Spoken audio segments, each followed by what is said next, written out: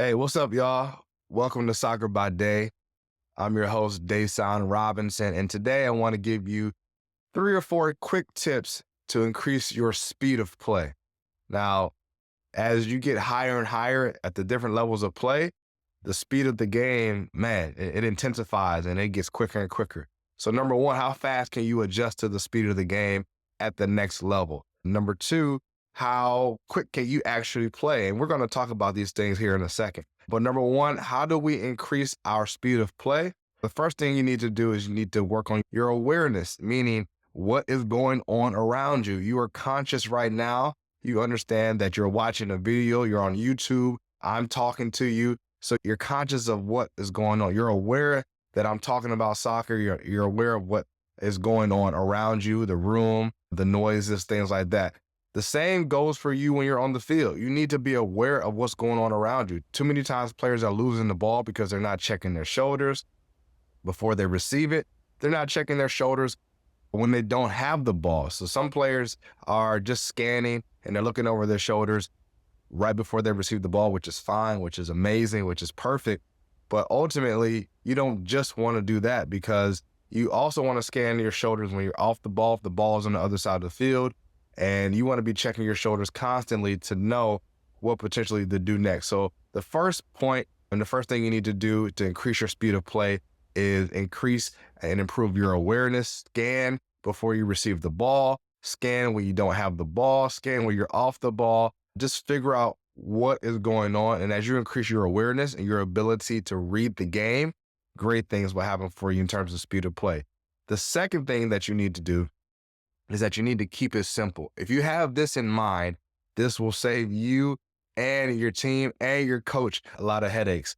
If you play 1, 2, or even 3 touch in the defensive third and your defensive third and your middle third of the field, you will have success. And this is what I mean. If you break the field up in thirds, right? Defensive third, middle third, and attacking third, in the defensive third and in the middle third, if you keep the game simple and play 1, 2, and 3 touches, things will work out, I believe, relatively well for you. Now, obviously, you have to complete the passes. You have to execute at the right moments, but it's about the mentality of keeping it simple, playing quick, and understanding when and where to take extra touches. Now, I'm not saying that you can never take more than 3 touches in the defensive third or in the middle third.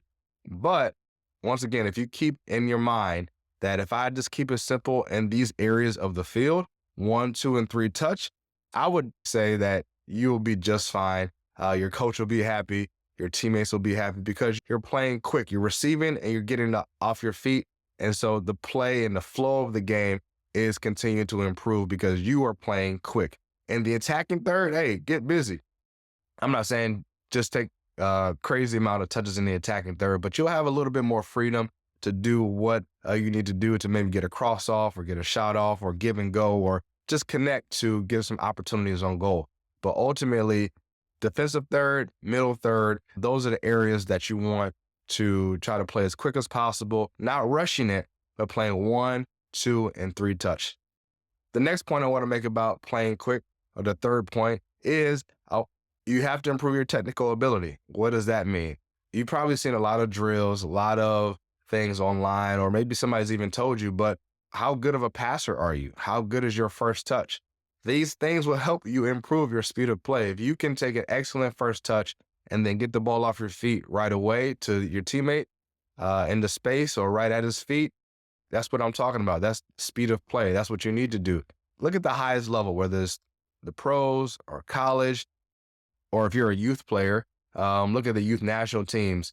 Look at high-level leagues like MLS Next. Those players are not dribbling and dwelling on a ball so long. They're playing quick, 1, 2, and 3 touch. But look how good their passing is. Their first touch, how many bad first touches do you see? Whether it's with the chest, the thigh, the feet. How many bad touches do you see? How many bad passes do you see? Most good players, pros, and high-level players are completing 80 to 90%, if not 100% of their passes in a game. So those are the type of stats and the mentality that you want to have to try to complete as many passes in the game as possible, 80 to 90% to 100% of your passes. That will definitely help you improve and help your team improve. And I also think that, once again, we talk about improving your technical ability. How do you actually do that? Wall work, just kicking the ball against the wall, simple, 500 times a day. Basketball players take 300, 400, 500, sometimes 1,000 shots a day. How many times are you passing the ball against the wall a day? Right foot, left foot. Can you pass the ball? Can you hit it, trap it, or take your first touch away, and then pass it again? Can you do that 300 times a day with the right? Shoot, 300 times a day with the left. What you want to do is you want to put as much work in to improve your first touch with your chest, with your thigh, with your feet. The ball's bouncing. Try to vary it up a little bit. Don't just keep it one-dimensional. The game is not one-dimensional, so try to vary it up with your touches, and then also work on your passing. Can you hit the same spot with the ball every time off a one-touch pass? One touch at the highest level is necessary. So how good are you at one-touch passing? With that being said, these are just some tips to help you improve your speed of play. And I think ultimately to make yourself better, challenge yourself. Pass the ball against the wall, train with some teammates, small group session, things like that. And these are things that will help you improve your speed of play. So thanks for checking us out. Hopefully this information was helpful for you. And once again, don't forget to subscribe and hit that notification bell so that this content can get all around the world and more people can continue to improve their game. Thanks a lot.